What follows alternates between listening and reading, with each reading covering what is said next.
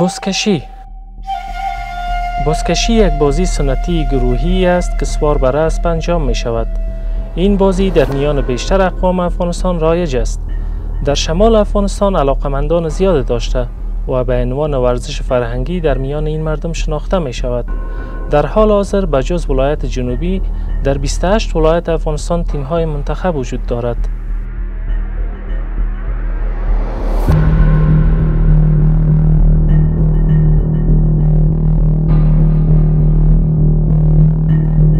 شیوه انجام بازی به این صورت است که عده اسب سوار برای جابجا کردن لاشه یک بز یا گوساله تازه ذبح شده با هم به رقابت می پردازند. سوارکاران باید لاشه بز را در حین سوارکاری از روی زمین برداشته و آن را با پیشی گرفتن از رقبا در محل مشخصی که معمولا یک دایره علامت گذاری شده در زمین بازی است بر زمین بگذارند.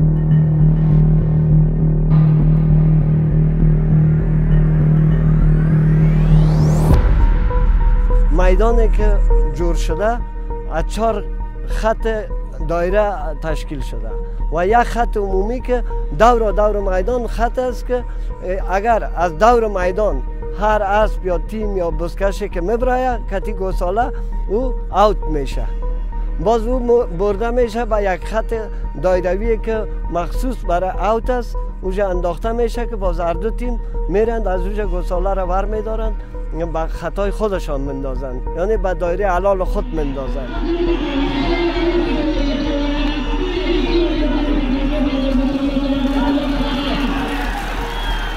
یک خط دایره حلال سمت راست میدان است، یکی سمت چپش که در سمت راست مثال میگیم سمت پنجشیر است، سمت چپ سمت نورستان است. هر کس کوشش میکنه که به دایره خود بزا برسانه و پرتا این حلال شوه و برنده شوه.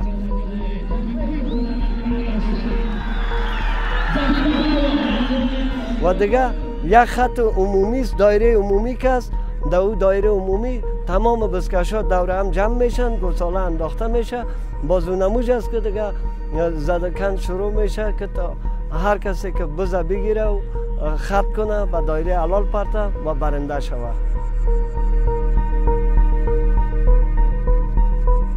بازیکنان بازی بزکشی که در افغانستان چاپانداز نامیده می شوند، گاه برای کسب مهارت به سالها تمرین نیاز دارند.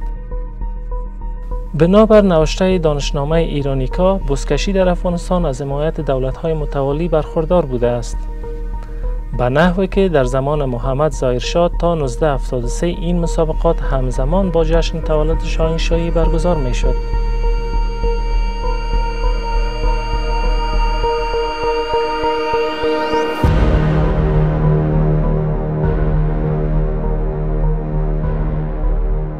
پهلوانیدی لسوالی اندرا ولایت بغلان.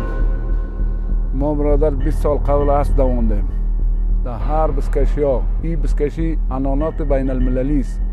این بسیار سالهای پیش مانده. 2 اسب در هر پهلوان دو اسب تقسیم بود. قیرشیدی دره بودیم، قیم مارشال بودیم. در هر بایی که بودیم در هر پهلوان 2 اسب حق داره خلاص. یکیش که مانده شد عرق کرد دیگه شمیتیه. 800 اسب هم کم استفاده نکردیم. او که اسب خوب نبود با شما آمد و دواندیم. هر رقم اسبای خوبی شوهر شدیم، هر رقم بزکشی زور بود زدیم. به تنهایی در هر ولایت حق ما گرفتم، هر ولایت. حال یک ذره سال بالا رفته میگیم یک جای اوگار نشیم، یعنی در بامیان هم گپ کردیم خدا کم اداره میکنیم در این پسان وقت و زودی آدم جور نمیشه.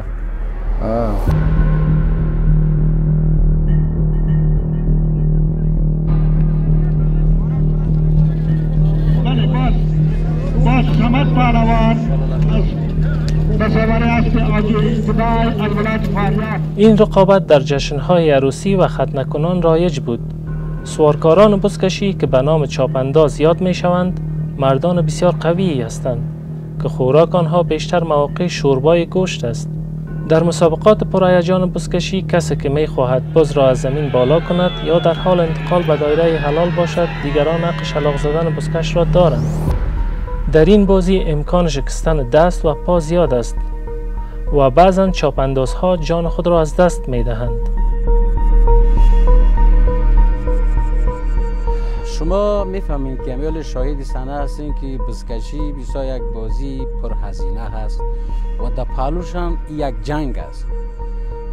اسب چاپانداز با هم تصادم میکنه، میجنگه، قصدی میزنه یک دیگری خدا. شما خب میبینیم به خاطر گرفتن مطلب که او عبارت از بوزی میدان است، به خاطر گرفتن نمره که باید در میدان نمره عالی را داشته باشه، این رقابت بلی چرا حتی اسب‌ها در میدان میبرن.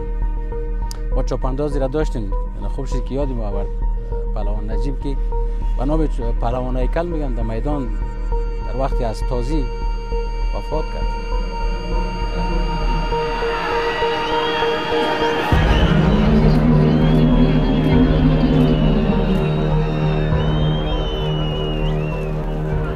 اسبایی که داخل بزکشی میشن قیمتاشون از $20,000 الی $40,000 $50,000. این مردمایی که اسبا را خریدن مردمای بسیار شوقی و پولدار و مردمایی که ظرفیتش کم باشه اسب خریدن نمیتونن، دیگه از این اسبای قوی استفاده میکنیم. با خصوصا در این مدت وقتی که یک تقریبا 20 سال باید طرف از طرف ازبکستان و قزاقستان و تاجیکستان و ترکمنستان این اسبا ورشته داخل خاک افغانستان و از این حیوان استفاده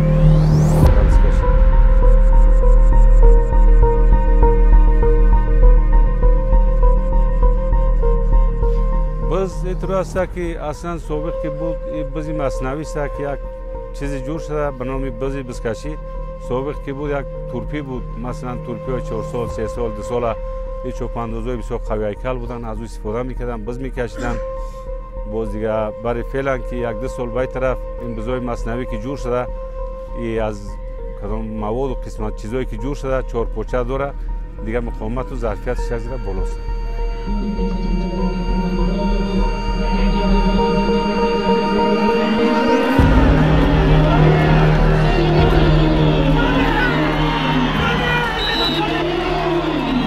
اسب استفاده کردیم، هیچ کدامش از $10,000-15,000 کم نبود. اسب $30,000 هم سوار شدیم. دیگه تا چند سال پیش وطنی بود، این 10 سال شد، 8 سال 9 سال شد که تاجیکی میاد.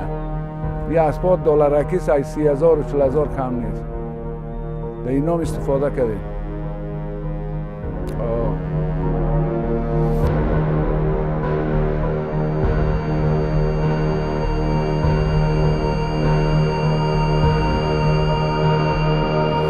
خود ناپلیون هم بزکش بود. او تانست که تمام فرانسه را تسخیر کنه، امپراتوریش بگیره. همین امپراتورایی که جنگ کردن، مثلا استالین هم بزکش بود.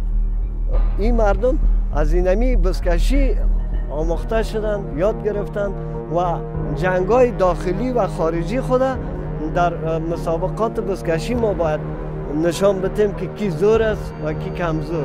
بیایید دیگه از سلاح و تفنگ کشیدن دست بکشیم، بریم به طرف مسابقات.